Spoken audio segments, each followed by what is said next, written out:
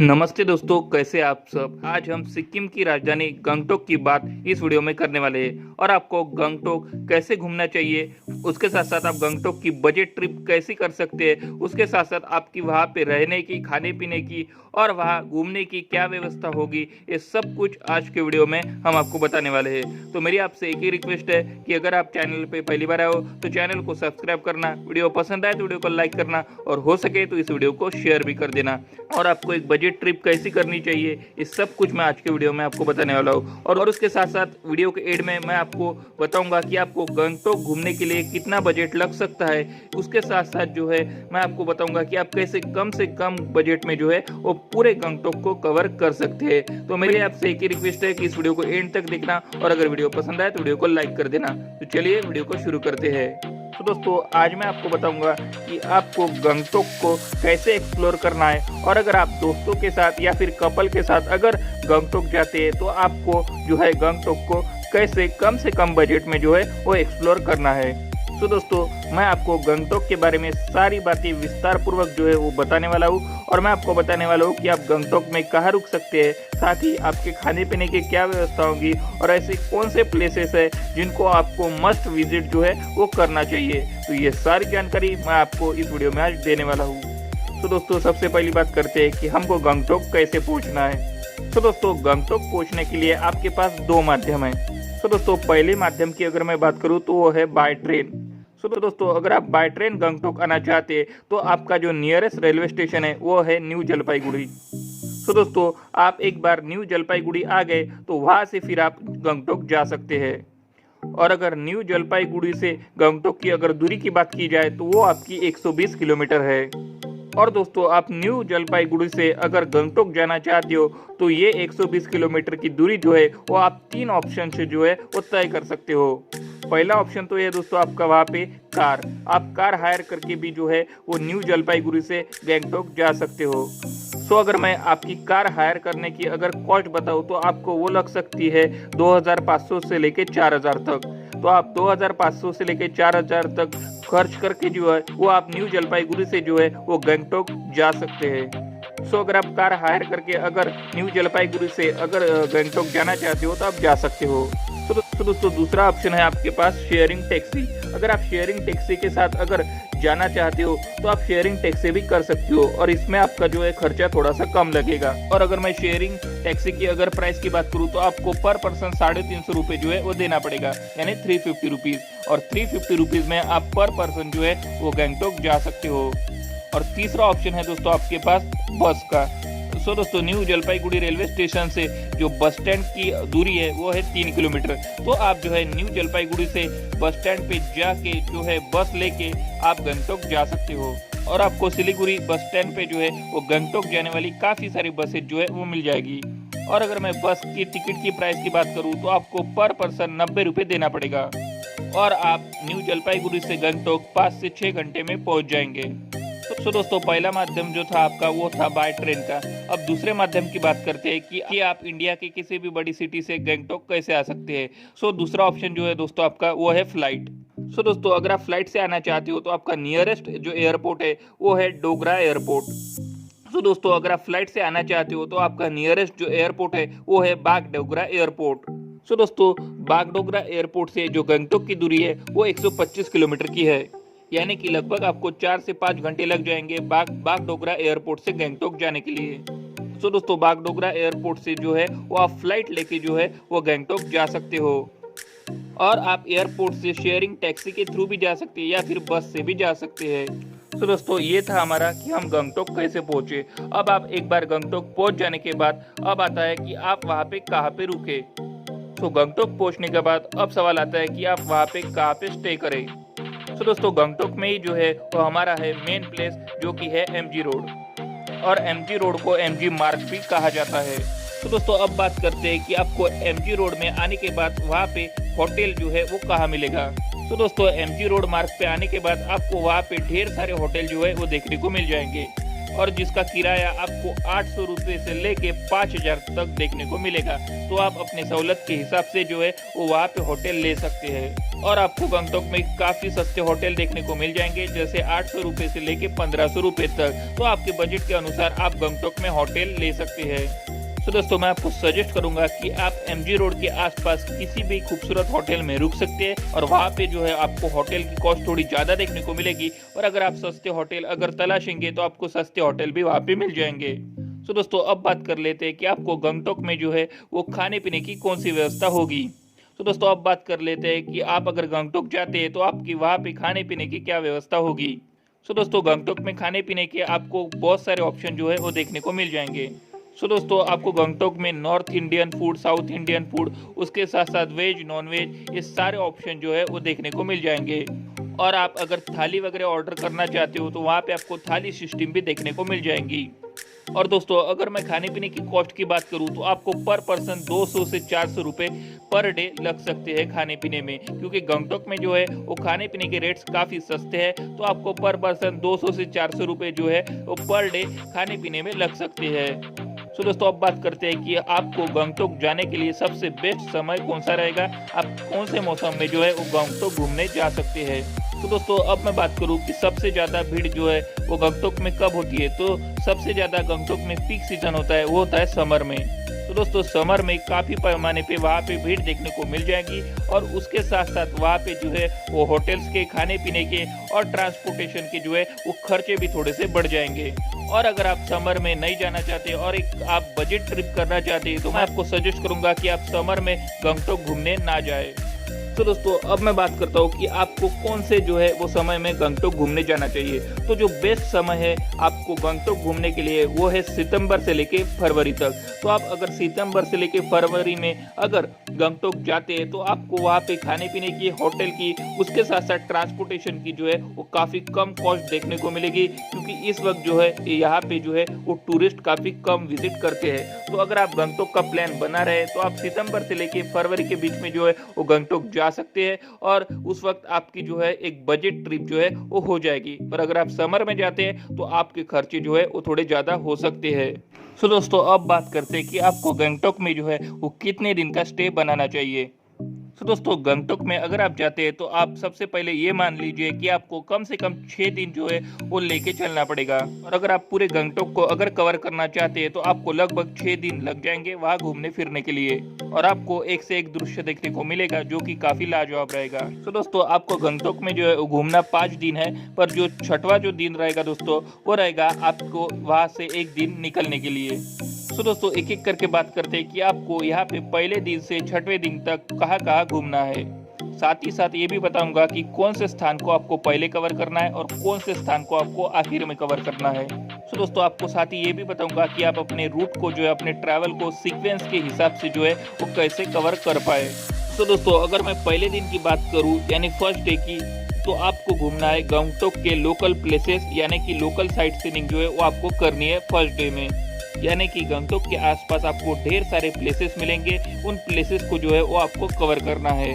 तो दोस्तों कौन कौन से प्लेसेस है और आपको किस तरीके से जाना है ये सब कुछ मैं आपको आगे बताता हूँ। तो दोस्तों वहाँ पे गंगटोक में यानी कि एमजी मार्ग में जहाँ पे आप रुके हुए हैं वहाँ पे आपको ढेर सारे टैक्सी वाले मिल जाएंगे और वहाँ पे आपको बहुत सारे एजेंट मिल जाएंगे। तो आप वहाँ पे जा सकते हैं और वहाँ पे आप 2000 से लेके 2500 में जो है वो पूरी टैक्सी बुक करके जो है वो 7 फेमस जगहों पे जो है वो घुमा के वापस एमजी मार्ग पे छोड़ देंगे। तो दोस्तों मैं आपको सजेस्ट करूंगा कि डे 1 में आप गंगटोक का लोकल साइट सीइंग जरूर करें। तो दोस्तों अब आप सोच रहे होंगे कि गंगटोक में ऐसे कौन कौन से 7 प्लेस है जहाँ पे आपको घूमना होगा। सो सबसे पहला जो प्लेस है वो है बनजागरी वाटरफॉल। सो दोस्तों बनजागरी वाटरफॉल में आप जरूर जाए क्योंकि आपको वहाँ पे काफ़ी सारी चीज़ें जो है वो एक्सप्लोर करने को मिलेगी। सो दोस्तों अब दूसरे प्लेस की बात करते हैं तो वो है आपका 7 सिस्टर वाटरफॉल। तो दोस्तों 7 सिस्टर वाटरफॉल को भी आप जरूर विजिट करिए, वहाँ पे भी आपको एक अद्भुत नज़ारा जो है वो देखने को मिल जाएगा। और दोस्तों 7 सिस्टर वाटरफॉल को 7 सिस्टर इसलिए कहा गया है क्योंकि यहाँ पे जो है वो पानी की धाराएं जो है वो 7 इसमें जो है वो बहती है, तो इसीलिए इसको जो है वो 7 सिस्टर वाटरफॉल जो है वो कहा गया है। और अगर आप मानसून के समय में आते हैं तो आपको 7 सिस्टर वाटरफॉल का फ्लो जो है वो काफी ज्यादा देखने को मिलेगा। और दोस्तों अब मैं बात करता हूँ थर्ड प्लेस की। तो थर्ड प्लेस आपकी है दोस्तों जो है रोमटेक मोनेस्ट्री। तो दोस्तों आप रोमटेक मोनेस्ट्री भी जरूर विजिट करें। और दोस्तों रोमटेक मोनेस्ट्री जो है एक बुद्धिस्ट मोनेस्ट्री है और यहाँ पे आपको काफ़ी पीसफुल प्लेसेस जो है वो विजिट करने को मिलेगी। उसके साथ साथ आपको यहाँ का नज़ारा जो है वो काफ़ी पसंद आएगा। तो दोस्तों आप रोमटेक मोनेस्ट्री जो है वो ज़रूर जाए। तो दोस्तों अब बात करते हैं फोर्थ प्लेस की। तो दोस्तों फोर्थ प्लेस की अगर मैं बात करूँ तो वो है आपका गणेश टोक।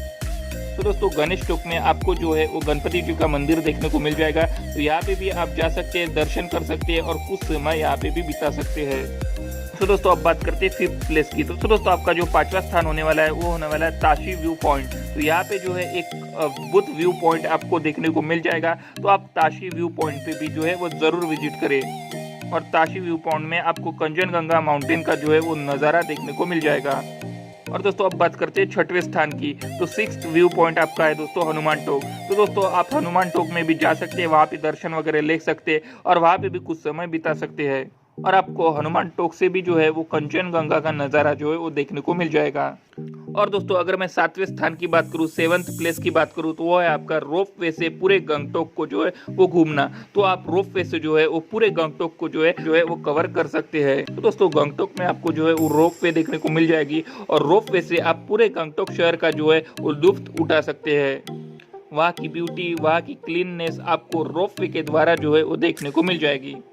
और अगर मैं रोपवे की कॉस्ट की बात करूं तो आपको 110 रुपये पर पर्सन जो है वो लग सकता है। तो दोस्तों ये था हमारा डे 1 का पूरा प्लान। जो मैंने आपको 7 प्लेसेस बताए हैं वो आप जरूर कवर करें। सो दोस्तों अब बात करते हैं कि आपको डे 2 से लेके डे 6 तक आपको क्या क्या कवर करना है और कहाँ कहाँ पे घूमना है। सो दोस्तों अब बात करते हैं दूसरे दिन की। तो दोस्तों दूसरे दिन आपको जाना है नाथुला पास। तो दोस्तों नाथुला पास में आपको एक काफ़ी अद्भुत नज़ारा देखने को मिल जाएगा। और नाथुला पास में आपको जो है वो इंडिया और चाइना का बॉर्डर जो है वो देखने को मिल जाएगा। तो नाथुला पास में जाके आप काफ़ी फोटोशूट और वीडियो शूट कर सकते हैं और वहाँ के व्यू को एंजॉय कर सकते हैं। और नाथुला पास में आपको काफ़ी सारी बर्फ़ वगैरह देखने को मिल जाएगी। तो आप बर्फ़ के शौकीन हैं या आपको बर्फ़ में घूमना पसंद है तो आप नाथुला पास जरूर जाए। वहाँ नाथुला पास में आपको जो है वो काफ़ी सारी स्नो वगैरह जो है वो देखने को मिल जाएगी। तो दोस्तों नाथुला पास के बाद ही आपको जो है वो थोड़ी दूर पे दिख जाएगा बाबा हरभजन सिंह का मंदिर। तो वहाँ पे भी जाके आप जरूर विजिट करें। तो दोस्तों अगर आप नाथुला पास जाते हैं तो वहाँ पे 20 किलोमीटर पहले आपका एक पड़ता है चंगू लेक। तो दोस्तों आप चंगू लेक भी जा सकते हैं और ये जो लेक है ये आपको काफ़ी शानदार जो है वो देखने को मिलेगा। और आप चंगू लेक पे जो है वो याक राइडिंग वगैरह भी कर सकते हैं और आपको यहाँ पे काफ़ी स्नो और बर्फ़ जो है वो देखने को मिल जाएगा। तो दोस्तों चंगू लेक से 20 किलोमीटर बाद आपका नाथुला पास जो है वो पड़ता है। तो अगर आप नाथुला पास जा रहे हैं तो उसके पहले जो है वो चंगू लेक को जो है वो जरूर कवर करें। तो दोस्तों अगर आप नाथुला पास जा रहे हैं तो आपको नाथुला पास जाने के लिए एक परमिट निकालनी पड़ती है।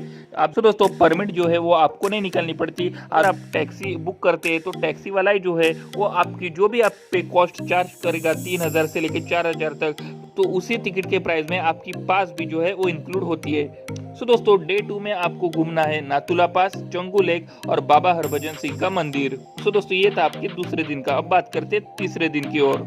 सो दोस्तों अब बढ़ते हैं तीसरे दिन की ओर। तो दोस्तों तीसरे दिन पे आपको बढ़ना होगा लाचुंग की ओर। सो दोस्तों अगर मैं लाचुंग और गंगटोक के बीच की दूरी की बात करूँ तो वो है आपकी लगभग 120 किलोमीटर।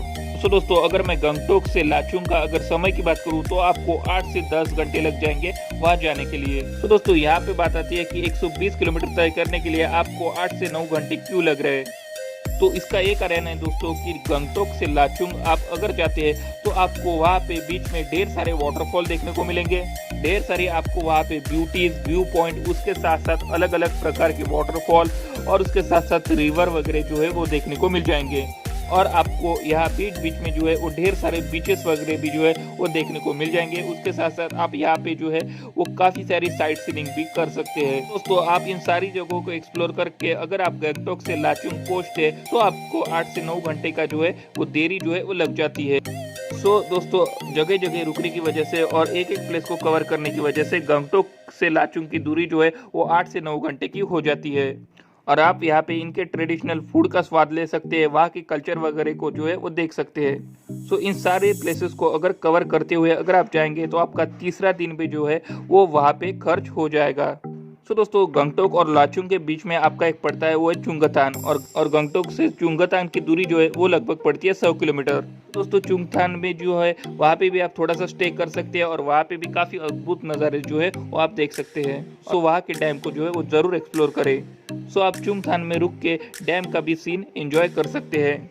तो दोस्तों आप चुंगथान होते हुए लाचुंग पहुंचेंगे और लाचुंग में जो है वो अपना स्टे बनाएंगे।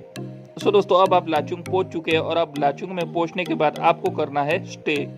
और दोस्तों मैं लाचुंग में अगर होटल की बात करूं तो वहाँ पे भी जो है वो होटल आपको काफ़ी सस्ते में मिल जाएंगे। उसके साथ साथ वहाँ पे आपको खाने पीने की भी काफ़ी अच्छी व्यवस्था जो है वो देखने को मिल जाएगी। और अगर आप थाली सिस्टम लेते हैं तो आपको थाली की कॉस्ट जो है वो कम से कम 120 रुपये से लेके 150 रुपये तक पड़ जाएंगी। तो दोस्तों डे 3 जो है वो आपका लाचुंग में जो है वो बीत जाएगा। अब बढ़ते हैं डे 4 की ओर। तो दोस्तों डे 4 में आपको रेडी होके अर्ली मॉर्निंग निकालना है यूथांग के लिए। तो दोस्तों यूथांग लाचुंग से 50 किलोमीटर की दूरी पे है। तो दोस्तों यूथांग में जो फेमस है वो है वहाँ की वैली। वहाँ की वैली का अगर आप नज़ारा देखेंगे तो आपको एक अद्भुत प्लेस जो है वो वहाँ पे देखने को मिल जाएंगी।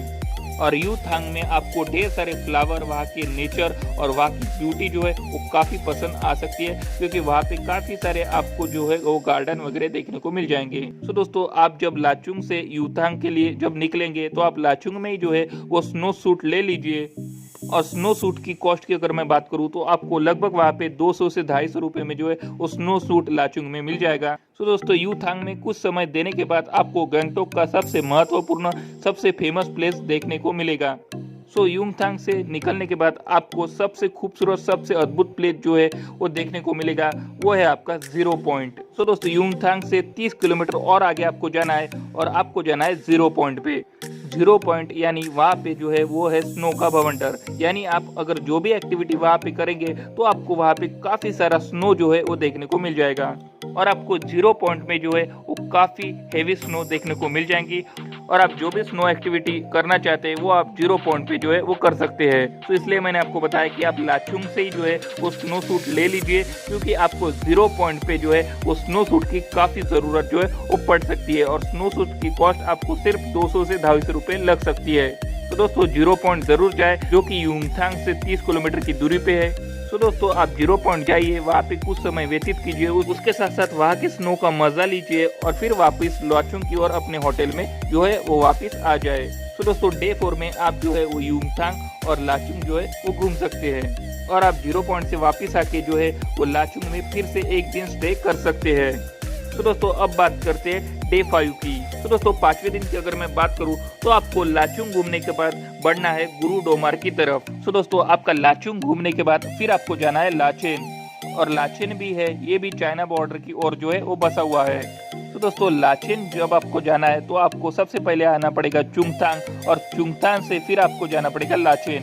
तो दोस्तों चुंगथांग से जो लाचेन की दूरी है वो आपका पड़ता है 60 किलोमीटर। तो दोस्तों लाचेन में जो व्यू पॉइंट है, यानी कि उसको कहा जाता है सिंगिक व्यू पॉइंट, सो आपको वहां से जो है वो कंचनजंगा पर्वत जो है वो स्नो से ढका हुआ दिखेगा। और आपको लाचेन में ढेर सारे वाटरफॉल भी देखने को मिलेंगे। उसके साथ साथ जो है वो आपको कंचनजंगा पर्वत भी देखने को मिल जाएगा।